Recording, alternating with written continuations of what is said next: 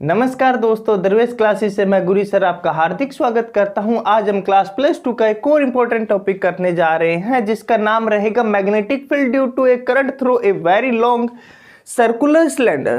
कि आपके पास क्या होगी, एक वायर दे रखी है और उसमें एक सिलेंडर दे रखा है जिसमें से क्या है, XY सिलेंडर दे रखा है, उसमें से क्या हो रहा है, आपका इलेक्ट्रिक करंट I पास हो रहा है। तो उसके ऊपर मैग्नेटिक फील्ड अपना क्या इफेक्ट डालेगी उसके बारे में आज हम बात करेंगे। सबसे पहले देखो, कोई ऐसी कंडीशन आ जाती है तो देखो इसमें से क्या है, आपके पास एक XY क्या है, लॉन्ग सिलेंडर दे रखा है जिसमें से I इलेक्ट्रिक करंट पास हो रहा है, जिसकी रेडियस कितनी है, सिलेंडर की रेडियस कितनी है, R, कैपिटल R क्या दे रखी है आपको, रेडियस दे रखी है। तो यहां पे दो कंडीशंस होगी किसके बारे में, मैग्नेटिक फील्ड पता करनी हो। तो यदि एक P पॉइंट है, O से P पॉइंट है कहां पे, आउटसाइड द सिलेंडर कहीं पे भी लाइज कर रहा हो, तब क्या होगा। फर्स्ट केस बात करते हैं हम, outside the cylinder, P point कहां पे लाइज कर रहा है, आउटसाइड द सिलेंडर लाइज कर रहा है कहीं पे, तब क्या होगा। तो आउटसाइड लाइज करेगा तो O से P तक की डिस्टेंस कितनी होगी, R, कितनी मानी, OP कितनी होगी आपके पास है, R डिस्टेंस होगी। R डिस्टेंस से या R यहां से डिस्प्लेसमेंट है, मैग्नेटिक फील्ड पता करते हैं, तो ये वाली R डिस्टेंस DL के क्या होगी, परपेंडिकुलर होगी, मैग्नेटिक फील्ड के साथ क्या होगी, परपेंडिकुलर होगी। परपेंडिकुलर होगी तो हमें क्या पता करनी है, सिंपल सी बात है, मैग्नेटिक फील्ड पता करनी है। कह रहे कि ये इसके साथ क्या है, परपेंडिकुलर है और आउटसाइड देखो इसके परपेंडिकुलर है और इस सिलेंडर के कैसे जा रही है, पैरेलल जा रही है। तो हम क्या लगे यहां पे, क्या लगाएंगे, मैग्नेटिक फील्ड पता करने के लिए क्या करेंगे, according to ampere circuital law.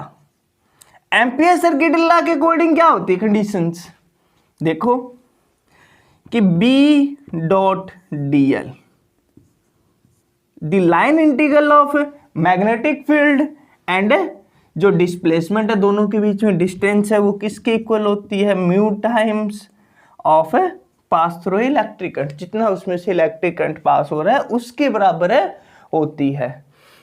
तो अब B हमें क्या पता करना है, मैग्नेटिक फील्ड पता करना है।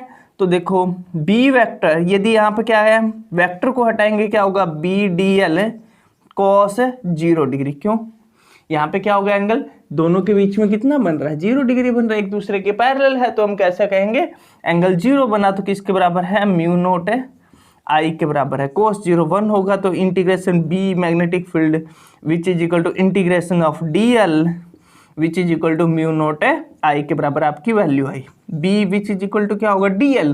देखो सर DL क्या है, ये क्या है, सर्कुलर बनाएगी, क्यों, जैसे हम क्या राइट हैंड थंब रूल के अकॉर्डिंग देखते हैं तो मैग्नेटिक फील्ड क्या ऐसे बनाती है, कंसेंट्रिक सर्कल बना रही है अराउंड द कंडक्टर, या फिर वायर की बात कर रहे थे वहां पे, तो वायर के चारों तरफ भी क्या बना रही थी, सर्कुलर बना रही थी, तो यहाँ पे भी क्या बनाएगी, सर्कुलर बनाएगी। तो इसका सरकमफेरेंस कितना होगा, इसके बीच में डिस्टेंस कितनी है, R, तो आपको पता है कितना होगा, 2 pi R which is equal to क्या हुआ, म्यू नोट I के बराबर आ गया, B which is equal to आपके पास वैल्यू आ गई, mu naught I upon 2 pi R।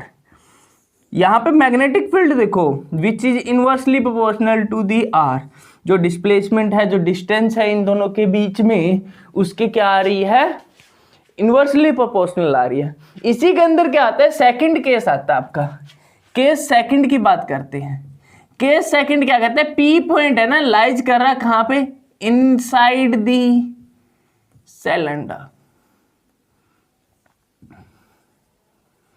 Inside the cylinder कहीं पे भी लाइज कर रहा हो तब क्या होगा, कहां पे, यदि बात कर लेते हैं हम, कहां पे, यहां पे कहीं पे भी लाइज कर रहा हो इनसाइड, तो इन दोनों के बीच में, अब यहां से P पॉइंट से इसके बीच में डिस्टेंस कितनी है, R, हमने क्या ली है, R ली है, तब क्या होगा, यहां पे इस सेकंड केस के अंदर भी दो केस बनेंगे। फर्स्ट केस क्या होगा, यदि ये कहीं पे भी क्या सरफेस में से इलेक्ट्रिक करंट I पास हो रहा है, तो सरफेस के अंदर देखते हैं तो सरफेस सिलेंडर होता है वो किससे बना होता है? मेटल शीट से। किससे बना होगा? मेटल शीट से बना होगा। मेटल शीट से बना होगा तो मतलब इसमें से इलेक्ट्रिक करंट होगा वो कितना पास हो रहा होगा? 0 पास हो रहा होगा, क्योंकि इनसाइड द कंडक्टर कहीं पे भी बात कर लेते हैं इलेक्ट्रिक फील्ड कितनी होती है? 0 होती है। तो भाई इलेक्ट्रिक फील्ड 0 हो रही है मतलब आई इलेक्ट्रिक करंट इसके सरफेस में से पास हो रहा है, अंदर तो कुछ भी नहीं है, सरफेस के अंदर कितना होता है? 0 होगा। तो मैग्नेटिक फील्ड बी होगी वो भी कितनी आ जाएगी आपके पास है? 0 आ जाएगी। ये मैं इलेक्ट्रिक फील्ड वाले में कंडीशन में भी पढ़ चुके हैं, वही सेम कहानी होगी यहां तक। अब देखो इसके अंदर सेकंड केस क्या कह रहा है, कोई एक आपने क्या माना, कोई क्रॉस सेक्शन लिया इस सिलेंडर का, मान लीजिए ये वाला क्रॉस सेक्शन लिया जिसकी रेडियस कितनी है? r है। इस पर्टिकुलर क्रॉस सेक्शन से पास हो रहा है इलेक्ट्रिक करंट कितना? I dash. कितना पास हो रहा है आपके पास है? I डैश पास हो रहा है। देखो हमने क्या लिया? क्रॉस सेक्शन लिया, कोई भी क्रॉस सेक्शन माना है उसमें से इलेक्ट्रिक करंट कितना पास हो रहा है? I dash. तो I डैश किसके बराबर होगा? हम क्या निकाल लेते हैं? इसकी वैल्यू निकाल लेते हैं। तो किसके बराबर आएगी? देखो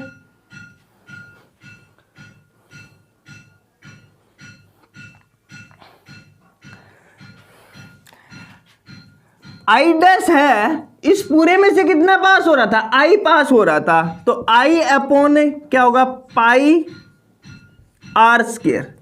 इस पूरे का क्या है? जो हमने एरिया लिया है सर्कुलर फेस का, मान लीजिए ये वाले का r रेडियस है, तो इसमें से कितना पास हो रहा है? I upon r dash into में पर्टिकुलर केस के लिए निकाल रहे हैं तो किसकी? r स्क्वायर से मैंने क्या कर दिया? मल्टीप्लाई कर दिया। तो आपके पास क्या आई? r square upon r square. इतना इलेक्ट्रिक करंट पास हो रहा है। हमने इनका क्या निकाल लिया? रेशो निकाल लिया और पता लग गया हमें इस वाले पर्टिकुलर जो क्रॉस सेक्शन एरिया लिया हमने कट ऑफ किया है, इसमें से इतना इलेक्ट्रिक करंट पास हो रहा है। तो अब इसकी मैग्नेटिक फील्ड होगी वो क्या रहेगी देखते हैं। तो देखो according to Ampere circuit law, line integral of B dot D L which is equal to mu naught I dash किसके बराबर होगा? आई डैश के, क्योंकि इसमें से कितना? आई डैश ही पास हो रहा था, मैंने क्या माना? आई डैश के बराबर होगा। बी कितना होगा? बी निकालना है तो सेम केस होगा, कोस 0 बनेगा, कोस 0 1 होगा। तो मैंने सीधा लिख दिया बी डॉट डीएल का इंटीग्रेशन करना है, बाहर आ गया और म्यू नोट आई डैश की वैल्यू रख दी मैंने, कितनी है? I R square, sorry I small R square upon capital R square. B D L का आपके पास integration of all of D L, small element हमने यहाँ पे क्या काटा है? डीएल काटा है। तो इसकी डायरेक्शन भी कुछ एक इस प्रकार रहेगी, मैग्नेटिक फील्ड बी भी यहाँ पे रहेगी और डीएल भी कौन सी साइड में? इसी साइड में रहेगा।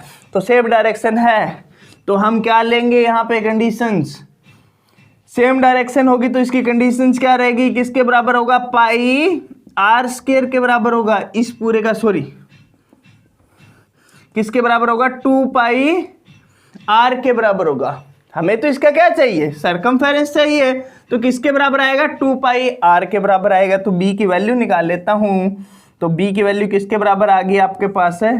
B is equal to mu naught I R square upon, देखो क्या है आपके पास? आर स्क्वायर इंटू में 2 पाई आर, एक आर से एक आर कैंसल आउट हो गया। क्या I value? Mu naught I upon mu naught I R upon 2 pi R square के बराबर आ गई। यहां से आपको ये क्या आ गई? मैग्नेटिक फील्ड आ गई। कहां पे? जब inside the cylinder, P point कहां पे? इनसाइड में कहीं पे भी लाइज कर रहा था तब। तो यहाँ पे देखो इन दोनों में डिफरेंस क्या है, पहले वाले में और इस वाले में। यहाँ पे आया अब आपके पास B is directly proportional to the R। यदि इनसाइड कहीं पे भी बात करते हैं सिलेंडर के अंदर तो रेडियस होगी वो क्या होगी? डायरेक्टली प्रोपोर्शनल होगी। जो डिस्टेंस ली है R वो क्या रहेगा आपका, ऑलवेज डायरेक्टली प्रोपोर्शनल रहेगा, बट आउटसाइड कैसा होता है, इनवर्सली प्रोपोर्शनल होता है। इसका मतलब क्या हुआ, यदि इन दोनों के बीच में हम क्या देखते हैं, ग्राफ देखते हैं, तो ग्राफ इसका क्या बताएगा, पूरा ब्यौरा देगा आपको। देखो जहां तक हम क्या है, R B directly proportional to R, यहां तक इसकी मैग्नेटिक फील्ड क्या होगी, मैक्सिमम होगी, और इसके बाद क्या होनी स्टार्ट हो जाएगी, डिक्रीज होनी स्टार्ट हो जाएगी, धीरे धीरे क्या होती जाएगी, कम। क्यों, क्योंकि यहां पे मैग्नेटिक फील्ड क्या है, इनवर्सली प्रोपोर्शनल है, सॉरी मैग्नेटिक फील्ड के आर क्या है, इनवर्सली प्रोपोर्शनल है।